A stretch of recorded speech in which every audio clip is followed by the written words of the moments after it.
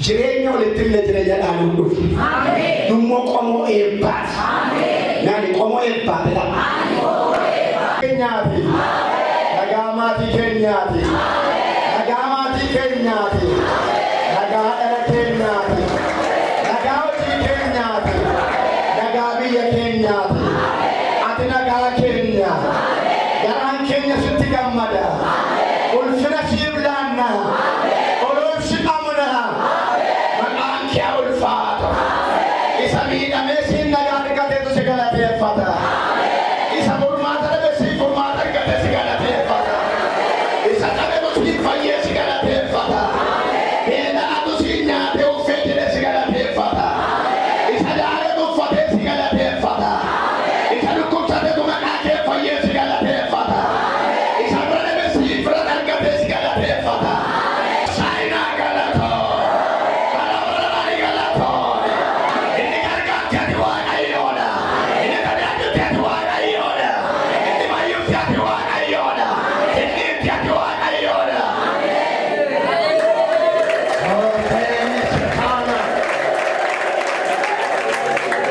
Galanni siif haa ta'u. Nagaa keenyaati. Sitti baqannee nagaa arganne. Biyyi lamaa nagaa nu dhowwannaan nagaa nu laatte. Nama badhamne nagaa dhabne si biraa nagaa arganne. Ollaa dhannee nagaa dhabne si biraa nagaa arganne. Hirree hojii keenyaati nagaa dhabne si biraa nagaa arganne. Maatii biraa nagaa dhabne si biraa nagaa arganne. Ati nagaa keenya. Ati nagaa keenya. Ati boqonnu raaba bashiiroo seeka. Maayitii satteena teeka. Ati nagaa keenya. Ati nagaa keenya. Ati nagaa keenya. Ati nagaa keenya.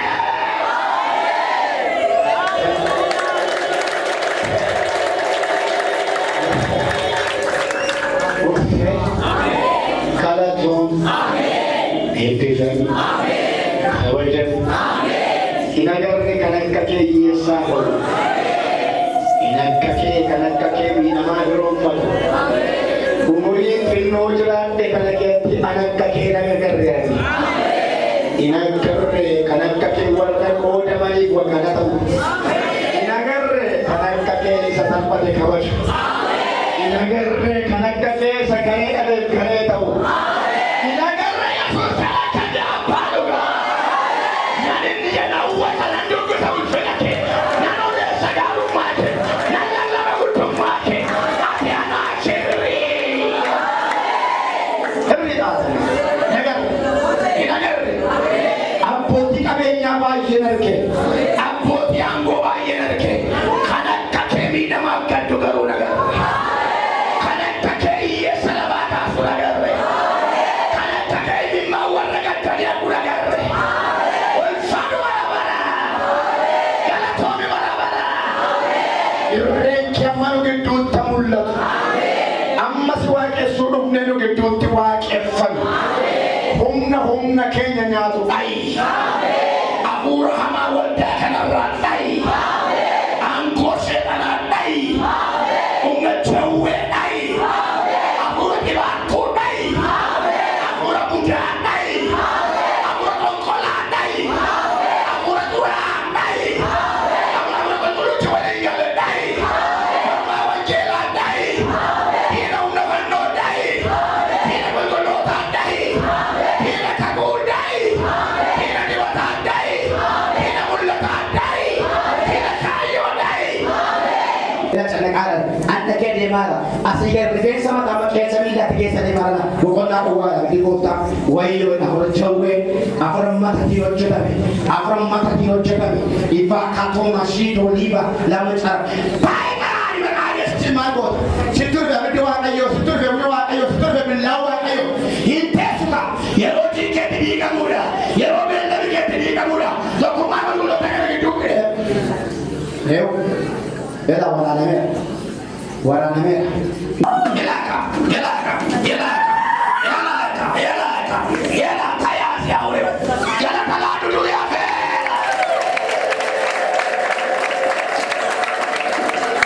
Dudu yaafeera dhagiyaati. Fayyinaan darbe. amma dhumaatti gooftaa Yesuusiin. Seera uumama boqonnaa 3 sagalii kaasee dubbisaa akka dubbi Waaqayyo.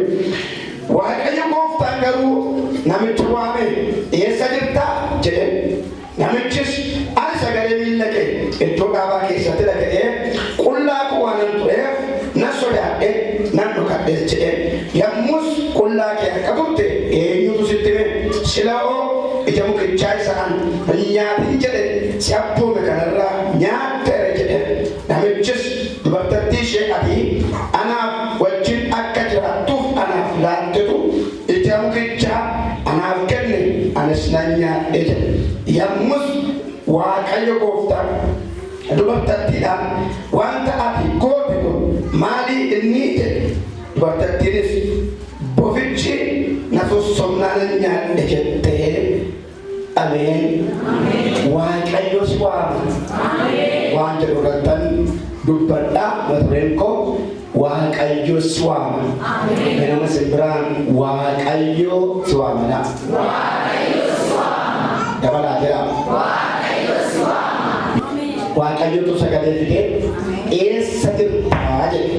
Waaqayyoodhaan kallattiidhaan sagalee kana kan dubbatu ergamaa miti, raajota miti, mul'ata miti, abjuu miti, qaamaan dhufeetu iddoo jannata Eden keessatti Waaqayyo yeroo Addaamiin waame eessa jirta jedhuti agarra. Waa'ee waamichaa Waaqayyo Addaamiin waamutu tuni dhufiin dura Addaamii nama jalqabaati akkuma macaafni qulqulluun ibsu Waaqayyo qottaa nama uumnaa akka bakkeenya keenyaatti akka jedhee bulche nama uume. Namni uumame yookaan immoo Waaqayyo yeroo jalqabaaf uume Addaamidha. Addaamiin Waaqayyo fuudhee dhaqee iddoo jannataa keessa kaa'e isa kanarraa nyaadhee tottolchee keessa jiraadhee Addaamiif iddoo kenne wanta inni nyaatu kenneefi hojii kenne mana kenne jireenya kenneefi iddoo sana kan isa kaa'ee Waaqayyoodha jechuudha. Bakka kan biraa hin beeku ture Addaam dur. Waaqayyo gaafa uumu iddooma filee isa kaa'e maqaa ta'eefi Addaam Waaqayyo iddoo biraatti Addaamin hin beeku. Addaam immoo iddoo biraa bakka teessumaa yookaan bakka jireenyaa hin qabu ture. Haa ta'u malee iddoo sana keessa Waaqayyo qajeelfama tokko kaa'ee jira. Baay'ee Waaqayyo disipliinii Waaqayyo keessaa inni tokko yookaan amala Waaqayyo keessaa inni tokko ulfina isaatti akka bu'amu Waaqayyo hin barbaadu. Amma yoo nama jaallatu, amma yoo nama kabaju, ulfinni isaa akka tuqamu Waaqayyo hin barbaadu. Amma muka iddoo jannataa jiran sana keessa Addaam akka hojjetu akka tottolchu Waaqayyo iddoo sana isa kaa'e. Garuu waan ittiin jedhe tokko qaba. Mukootii jiran keessaa mukattii tokko duwwaan iddoo dhaabaa Eden walakkaa kan jirtu sun akka hin nyaatamneef Waaqayyo itti mi'aaddaanitti. Mukittii isheen kun haa jiraattu garuu kan kee miti. Mukittii isheen kun haa jiraattu garuu nyaataaf hin taatu. Mukittii isheen kun haa jiraattu garuu siif diina keeti. Jiraachuu dandeessi waan uumee qaba Waaqayyo waan ta'e, waan kaa'e qaba Waaqayyo waan ta'e, isa ayyamame hundumaarraa nyaata kutatarraa ga'e mukootii iddoo dhaabaa iddoo jannataa kan jira hundumaarraa nyaata isa tokkicha kanatti garuu hin bu'inee yoo kanatti buute immoo maal taataa'e hinduu taa'e yoo kanatti buute hinduu taa'e. Waaqayyo isa hamaas isa gaariif Addaamitti filannoo isaas laateef daangaan Addaam hadama qabe laayiniin Addaam daandii qabeera deemu akka qabu Waaqayyo tooraan Addaamitti haata malee waan Addaam toora qajeelfamu waan irraa fudhatu hunda hojiitti jijjiiree akkaataa Waaqayyo isaarraa barbaaduun isa Waaqayyo hin nyaatamu ta'e isa Waaqayyo jibbe isa Waaqayyo sirrii miti jedhe sana Addaamis utuu hin bu'in isa Waaqayyo isaaf ayyame nyaachaa yeroo jiraatu agarra. Isa irra darbeeyyuu jiraachuun nama yeroo jalqabaa namni Addaam irraa uumame waan ta'eef jiraachuun nama waan adda waan toleef uumuu isaatti waan gammadeef bineensa lafa irra hundumaa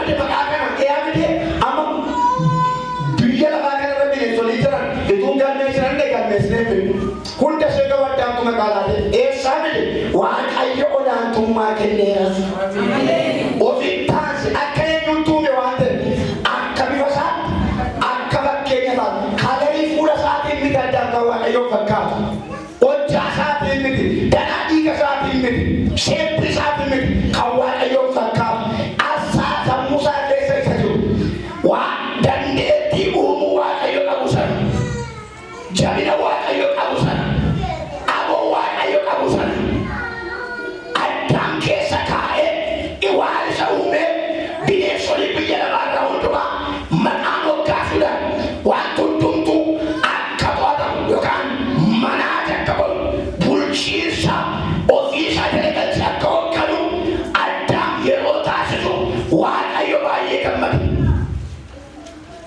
Sana booddee ilaalee jireenya addaan gaarii ta'uu gaafa hubatu ammallee namicha kana gammachiisuu qabu waan jedhe isa raffiseetu cinaa akka saamina keessaa dhabee tokko fuudhee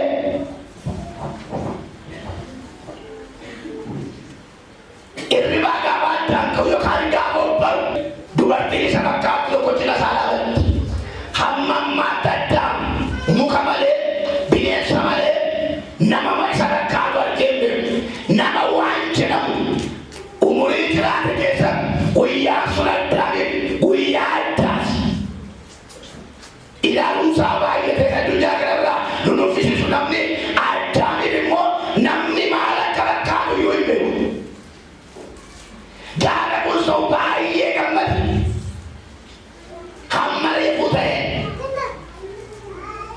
qofaa deemaa qofaa hojjetaa qofaa dadhabaa waaqayyo duwwaa jinaasaa eenyu jinaasaa qabu hamma garuu nama akka isaatti argatu sadarkaa addaa waaqayyo bareechaa dhufe jireenya addaa waaqayyo bareechaa dhufe beekamtii addaa mirkannaa mayyuutti dabalaa dhufe waaqayyo haa ta'u turtii booddee gaaf tokko dura addaan bichaa jiran jedhe eenyuun dabalame addaantu jira waaqayyo dhufe dhiyoo jinaasa amma eenyuun dabalame yawaantu dabalame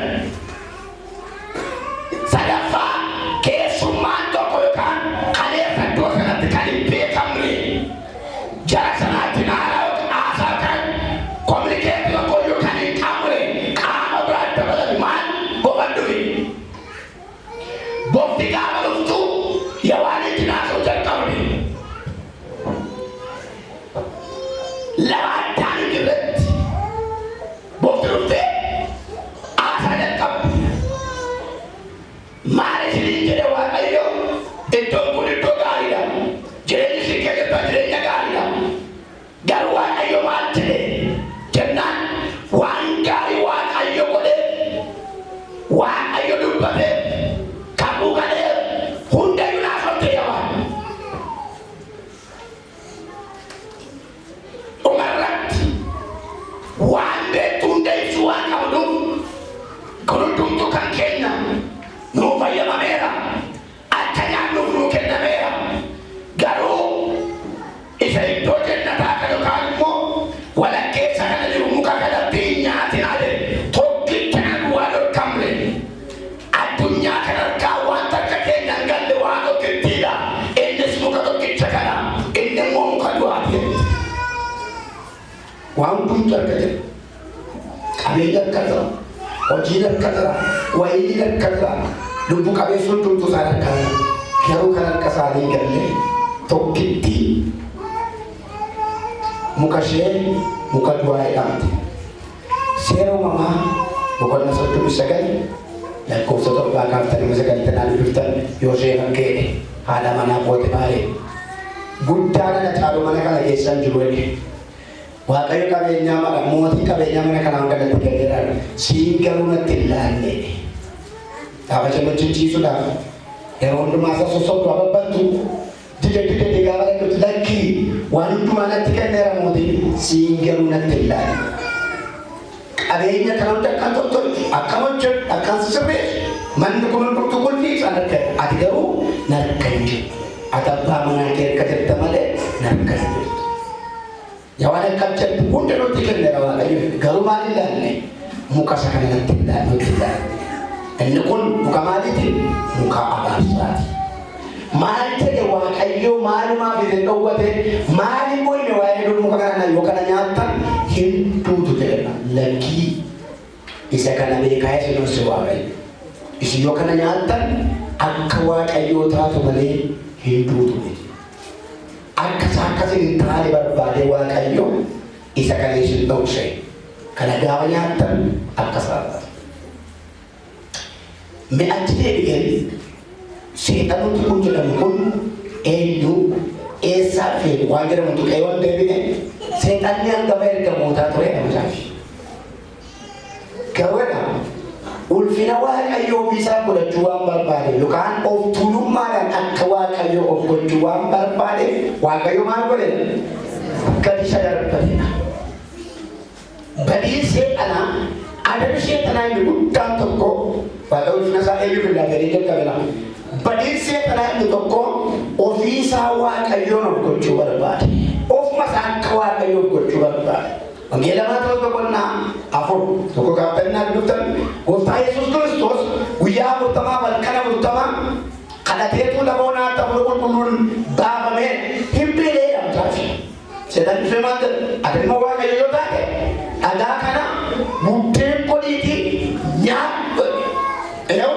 sedan tu ilmu wa kayo yota amma sedan sa kufeto ilmu wa kayo malla chay Gorsala chay mal barbar natan bekam tiba barwande orang cuma barbar hande namni butere wa male tahu hijra tu rupiah bawa kayo kesa bu mereka bandiro salamata suraka santane wan himmita nakabe ku darbe yaade kam barabi akatte atiera gara kanarra kadu darbat wa kayo ergamota sasi binar ko dame chama no anju ergamonde wa kayo sigol kuti megara kanarra ka darbat ko darbatna wa kayo ko take akamale ini kati kan jerusi apa media umar ketiga pada waktu ko anak kufi sila wa kayo tawali gabar tahu fedisa la sila do fadet bezana kola ba sedan kufi na sagari kabenya bi la ba mata sif kenna eu wa kato setan la kabenya ko tanto wa man de tina sedan ka kufi meti gaw segala wa ka kufi meti mal war ba wa barbale wa kayo no ke kesu wa barbale kalau ke wa kayo ke to ke chapu fisega kajeru apa menjera sana bola sekali bola saat itu ke kamu ni wa kayo to bali usam kamu jakaballe atawa kayo ta yamante yo kana tiya mal fediya wa ni sana mutu kunega fediya wa mal bela banyak tukabde akawa kayo tau isa dalam salam message isa tinku besar se ande wala tereke yawan akawa kayo tau ambar bande dumi diwati akawa kayo tau ambar bande muka sanatian by the way macam pun kulumai garamada akamali angkamu ke hateta akamali amma hatuma sun se tanagar kare yo kana nyata nindu tuwele nyata dari du barbar duwate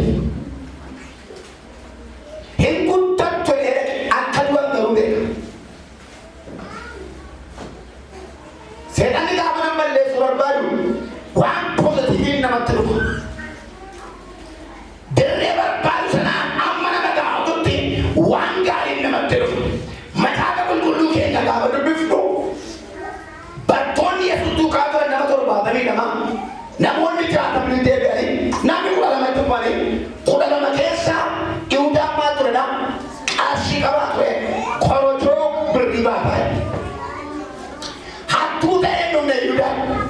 nama sirriitu dhufe gaafa Yesuus duukaa bu'e yeroo hundumaa birrii Yihuudaan ol duukaa jira.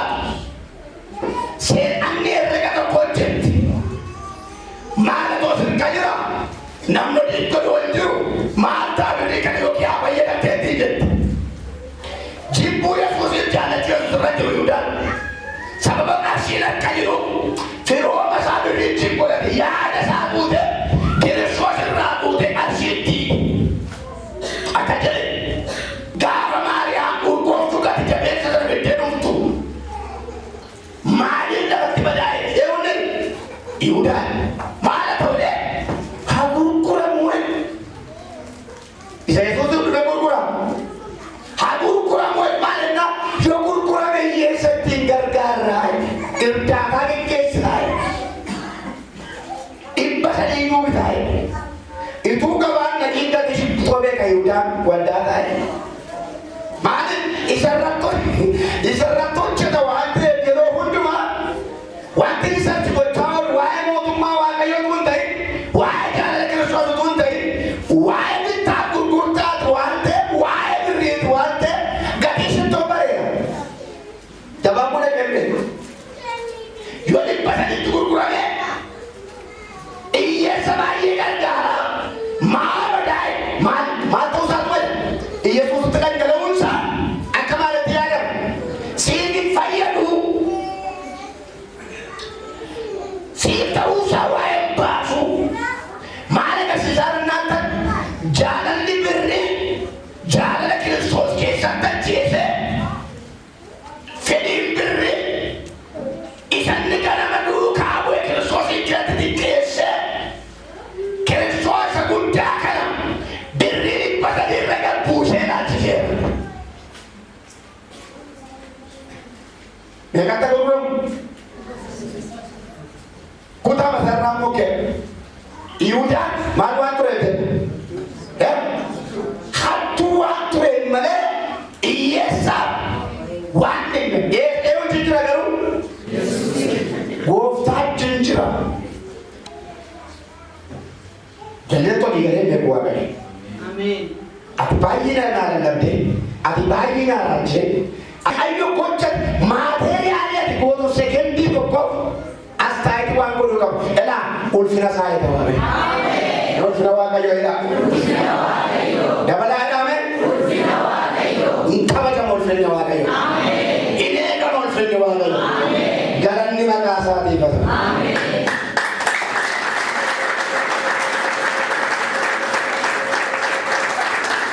Maal ture? Hattuu ture. Garuu maalidha? Haa gurguramu. Yoo gurgurame eessadha? Korojoo akka eenyu gala? Kaasheerii isa miti? Inni Yesuusiif ta'u akka isaa ta'u barbaada. Ulfina Yesuusa xaammalee miti hin himlata. Yesuusiin eenyu gurgure? Birrii meeqatti gurgure? Shittoo meeqa bita'e? Yesuusiin moo meeqatti tilmaame? Ilaala Yesuusin amma Yihuudaan irratti akka xiqqate shittoon faabrikaatti oomishamtu gatii isa dhibba sadii baasee ilmi Waaqayyoo inni Waaqaaf lafa uume garuu Yihuudaan irratti maal ta'e maalli kun inni akka kutaa kootti deemu hattuu ta'ee dhumne Yihuudaan carraa argattee tolgatte seexanni fedhii keenya argattee namatu wallaa akka jiru nutti tolgaluu dandeesse wangeela ergaa Phexros irraa boqonnaa 5 lakkoofsa 8 naa dubbiftan agarru seexanni amadaatii keessan akka leenca waan ibsu barbaade naanna'u isin naanna'ee hinaadhaa'e maaliif naanna'e killaa Waaqayyootu daangessa cabsee galuu hin danda'u seexanni kallattii namatti galuu hin danda'u maaliif jennaan ayyama yoo filaattee seexanni waan iddoo jannataa dhattee yoo waan addaamiin kuffifte miti balbala battee daandii laattee ol galchite waama tolgalchite si nyaata waama tolgalchite si milkeessa gaarii taanaan gaarummaa hamaa taanaan hin nyaatu kanaaf adda baafachuun gaarii laachuun anama waaqa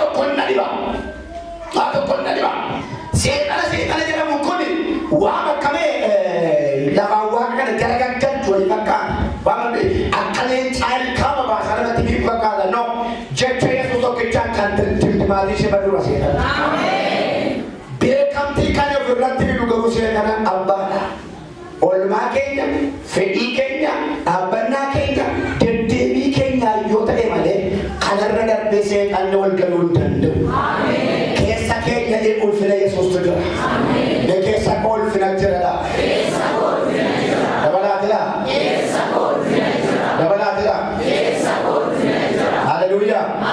Hin gurgure gaafa dhaqee Yesuus hin gurgureetu Yesuus du'atti gaafa kennamu Yesuus inni akka isa ta'e inni garuu furdii itti baranne itti dubbanne ati kana dachabee jenne ituu Yesuus du'ee hin awwaalamin Yihuudaan du'e. Maalennaan seexan hojjechiifachuu fedhe malee jireenya dhaabisuuf hin jenne. Amma warra kan bakkee kanaa jireenya namaatti balleessu seexanni kun iddoo laatuuf iddoo kan biraa qabu iddoo boqonnaa abiddoo qopheessee dhiirti yoo akkas ta'e Yesuusuma wayya. Yesuusii wayya dhaame. Dubbadhaa maal jedhu? Sima wayyadhaa Yesuusii. Dabalaatti dhaaka. Dabalaatti dhaam. Haleluuyaa. Takkeessuudhaanitu sossobuudhaanitu addeetu iddoo isaanii malee iddoo malleetti asirratti kutaafuu keessatti inaasofsiiftu yoo kana nyaatan akka waaqayyoo taatutti baay'ee kan na dhibe Addaamiin dhumne Addaamiin hin mari'anne muki kun ikkoo akkasiin hin jenne Addaam ishee dura muuxannoo qabaame iddoo sanatti tuttureera ndaa'uun waaqayyo fuula bideetti kenne mistira kana sitti himne ariifattee dhattee nyaatta maal ta'uuf amma Addaam nama ta'e ishee waaqa ta'uu barbaaddi akkanatti fakkaatana yeroo tokko tokkome nama addaa gochuu barbaadna abshaala addaa gochuu barbaadna qarooma biltii mata keessa ba'e tokko ta'uu barbaadna silaati hagargaartuu dhufte kan isa bakka kan isa